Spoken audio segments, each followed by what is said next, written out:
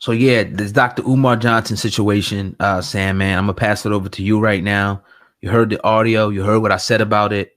What are your thoughts on this gentleman right now running roughshod through the black community, man? It's disgusting. Now you talk about you put on a lot of points that I want to highlight on. One of the things is, all right, you out here traveling, you out here doing your thing, but your main premise was supposed to be to take care of black boys, and you give no fucks about black boys at all. That's clear and apparent. But people are still donating to you to run a school toward black boys, and you're still running around with this fake, phony fucking facade. You ain't walked in that building, attempted to turn a light on, attempted to clean the inside. You sit by this colorful ass rock, looking paranoid as can be, trying to figure out what's going on in attempt to get another $1 million. Now, you talked about him last he ever really said anything about a dollar amount pertaining to money, $750,000. Yep. Bought the school for $400 and something thousand, $350,000 unaccounted for still. Ain't tried to turn on the light, ain't trying to turn on or fix the electric, get anything fixed up. And the thing is about the interviewer who did the interview, and there's no disrespect to the brother, and this is why Umar Johnson is scared to fucking death to do a real interview, is because somebody would have held him accountable and asked him about this. Now, anytime anybody has held this man accountable throughout his life, he's cut him off. He shut him out. He's done this. He's done that. He's always been fearful. And he's always manipulated the people into thinking that somebody was hating on him, hating on his cause, building his excuse on why this shit still ain't going to go and why I'm going to steal your money. I hate counting brothers' pockets. I really don't care what you do with your money. But one would have to ask themselves, specifically in business, when it's a businessman who has the people's money, how are you paying for these trips? If you have anything on paper that you're making, it's fair to fucking ask. Yeah. Do you have any other ways? How are you making? Are these venues paying you and things like this? How are you able to not only go out the country, but travel all of these highways and byways, pay for these hotels and other expenses, and still asking for money and don't give the people a proper ledger as to where the fuck it's at? You talked about putting a sports bar in this goddamn school, but you don't even have a curriculum, bruh. Right. I won't even put a dollar amount on what tuition will be, but you're going to hire teachers. What's the teacher salary going to be? Right. What busing system are you going to use to transport these various children that you pick privately throughout the community to get them there? Are we going to talk about the molestation rate and the things that's going on within that community? The pedophiles in that area. That you got these babies supposedly about to sit under. Don't worry, parents. No one's ever going to sit up in there. But it's crazy, man. One of the worst cities in the United States. You want to drag these kids from areas to sit up in a school with a man that don't even take care of his own children. So on record, it's documented to sit up in a school where, and then I want to make this differentiation between him having a building and a school. It's different. He's supposed to open a school. That's what he promised to do, not just to get a building and let it sit there and keep begging the people for money. I mean, what person do you know? He's pretty much telling you, if you have any brains whatsoever, that he don't have the money for nothing. He don't have the money for teachers. He don't have the money for staff. He don't have the money to even get the lights on in the building. So he's pretty much telling you, like, every step of the way, we're going to have to wing it. Now, I want to give a shout out to my boy. I forget his name, but I know the name of his channel was Common Sense. What Happened to Common Sense? He did an excellent video that I was watching one day where he showed the previous school's budget that was in it before Dr. Umar Johnson. And by all estimations, you're going to need, and we talked about this on our program, the last podcast we did on him 6 months ago, 7 months, however long ago it was.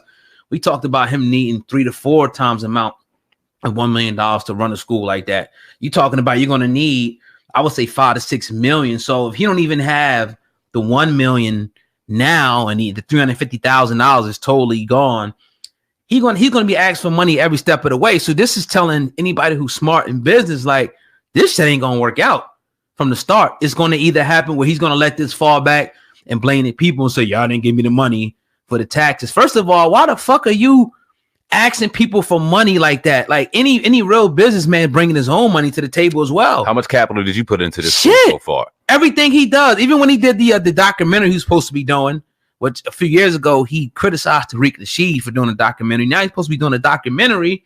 He's asking people for money to pay the people to do the documentary. This nigga's a motherfucking conscious preacher, man. Nothing different than that. And he's stealing from the people. I don't know if you could say stealing, but misappropriating their funds, not being accountable. And just like the brother Boffman Jean's brother Hug, Amber Geiger, black people, man, just keep making silly decisions and just keep giving their money away, man. Now you know why people just come into the black hood with all types of, different stores or whatnot. And we just continue, no matter how they treat us, just give them the money. I don't know, man. I don't see this ending good for this brother. I think that eventually he's going to be, locked up for this, man, because I don't think he's going to be able to get away scot clean with just taking the money from the people and using it for his own personal gain and not even doing anything for that school, for the black boys, once again, that he claims he loves so much. My question is, when was the last time you did anything for a black boy? And you see around them others though, but go ahead. It's going to be a lot of naysayers in the comment section and people who support him, right? Yeah. And the one thing they're going to say is, all right, 1.6, you threw out 1.6 something million dollars to start a school. Well, we got to be patient. You know what? I agree with you. But you got a brother beside you that you're supporting that will not be held accountable for anything. He will not even tell his greatest supporter where the money is. Nope. How would you follow a man that will not even let you know, listen, this is far beyond my means. We looked at the record just like everybody else. 1.6 million. I love you guys. I appreciate everything you're doing. This just isn't feasible right now. What we're trying to do now is trying to transition it, and we'll do something online to where I can tutor your boys in a master class. I can do this. I could do that because I genuinely care about your boys. And then we can start seminars and do this and do that. There would be other ways to make this work to where he would be looked at as a pioneer in this shit. Yeah. If he genuinely cared and held himself accountable. But he ain't in it for taking care of black boys. He ain't trying to open a school. You kind of paused when you said theft, but it ain't nothing short of theft. Yeah, he's lying and stealing from the people. It's absolutely disgusting. And I don't think that he's getting as much as he used to. He's asking for another $1 million. So he must have got it's disgusting. Yeah. And like you said, soon, and nobody wishes jail time on anybody, but you reap what you sow and you get what you deserve. And if you stealing from people and manipulating people, hey man, you got to sit your ass down. And it looks like he might. And my thing is, like you said about the interview as well, come sit down with a real show that's going to ask you some real questions, not some gullible ass, talk show that's going to kiss your ass and take anything you say. You don't really know about the situation. Come sit down with us, or we could do it on the phone or computer and whatnot and answer some real questions. Maybe he has the answers. Put it out in front of the people. Say, okay, this is the budget. This is where the money is. How easy would it be for him to show a bank ledger and say, okay, here's the FDMG account. Here's the so-and-so money right here. Here's what I use. If he was smart, him being transparent would get him even more people because they would see that, oh, this dude's on the up and up. And when you look at it now, saying, man, I don't know much supporters this guy has because every video he puts up, man, I would say, look at the down likes ratio and look at the comments. People are eating him alive in every video that he posts. It's over for Dr. Umar Johnson, man, unless he comes clean. Period. Yeah. And I forgot even what the point I was going to make on as far as the money was concerned. Right. But it's over. It's over for the dude. Yeah, yeah. So, here's a question I want to ask you, though, before we move on to our next topic.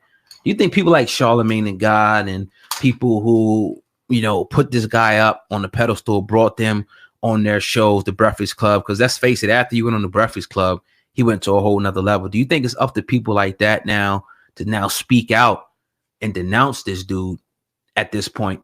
Because they helped him get into a position thinking that he was on an up and up. And now I think we clearly see that this dude's a fraud, man. Yeah, it is. And I think that a lot when it kind of equates to the same thing as people supporting Polite and then that coming to a disgusting halt and then finding out that he was scamming the people. You gotta, if you publicly put and allow somebody to go on the platform with the genuine feeling of them doing good and you think you're doing good and getting the message out, because at the time it was very powerful, did well over 1 million views and it was going in a great direction. But once you figure out what's really good, it is your responsibility to, whether it be on the Breakfast Club or whatever else, preferably the Breakfast Club, because that's where you put them to go, nah, people, I wouldn't rock with him. Right. You don't see a lot of them on there now. You don't see Dr. Boyce Watkins. You don't see him. Why do you think they got to change that up? It's interesting. If we do, especially Dr. Umar, it's going to be a lot of backlash. Mm-hmm. I think a lot of people are going to begin to call Charlamagne out for that. But I think it will definitely be the reason why we're not seeing people like Dr. Boyce Watkins, Dr. Umar, because of some of the things that people, have accused them of, man. A lot of different. And then Dr. Boyce is a little bit different than Dr. Umar, but Dr. Umar going back on there, man, like, he's going to feel it.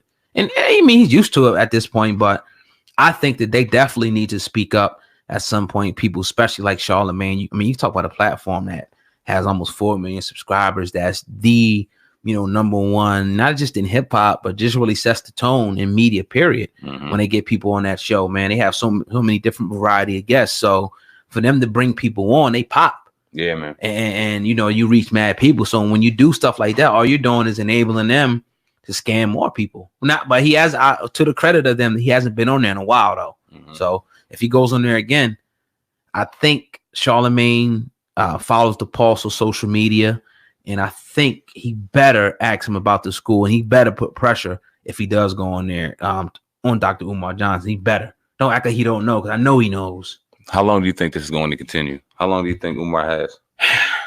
I mean, as long as the people give him, because I mean, at this point, what's going to happen is he's probably not going to get the money. So this October or August 2020 date is going to come and go. And that's coming quickly because he was supposed to do it in 2019. He was supposed to do it in 2018. He was supposed to go 2017, 16, 15. We can go back. So this is the pattern.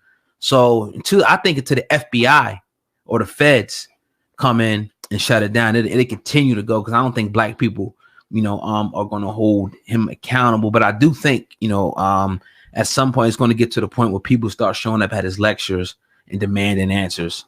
Real talk. Old guy, you talked about the point on him having or responding to the question of where the money is, and having Ledger and him, that being able to help him. Right. And I've never seen a brother or person in history put together so many words so profoundly, and it sound good, but it'd be absolutely zero fucking substance behind it. And when you really break down the bars, you go, wait, what did this nigga say? Not much. So I really firmly believe, even if he were to be asked, he would dance around the question, make himself a victim, and all just place blame. But at the end of the day, if we were to have an interview like that, if you were to see Umar Johnson in an interview where he was really pressed, pay attention to the question and the answers, and I guarantee you won't get a clear one. Yeah, I hope he comes on here, because we're going to press his ass. Period. From top to bottom. Continue, you know what I mean, to get those tough. So, I mean, come on the show, man. You already have a history. I'm sure you have my email. I emailed you on a few different occasions. Maybe I'll reach out to Dr. Umar, once again, to try to get him to come on a show and to be accountable to the people. But at this point, I don't think it's going to happen, because I think he's picking and choosing now to go to places where he can control the narrative. And he knows the hosts are not really going to take it there with him. He's going to save zones all the way. Yes, sir. Yes.